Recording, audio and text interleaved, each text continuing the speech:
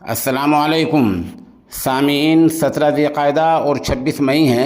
ख़बर का उन्वान है यूएई जाने के लिए नई शर्तें लागू। अगर आप पहली मरतबा मुत्तहिदा अरब इमारात यूएई अबू ज़हबी और दुबई वगैरह जा रहे हैं, छुट्टी मनाने जा रहे हैं या सैर के लिए जा रहे हैं, टूरिस्ट वीज़ा पर आप जा रहे हैं, तो आपके लिए दो चीज़ें होना ज़रूरी है।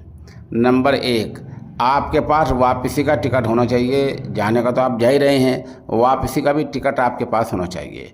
नंबर दो, आपके बैंक में, आपके खाते में, आपके क्रेडिट कार्ड में या आपके ऐसी किसी भी चीज़ में आपके पास आपका बैंक बैलेंस कम अज़ कम 60,000 रुपये होना चाहिए।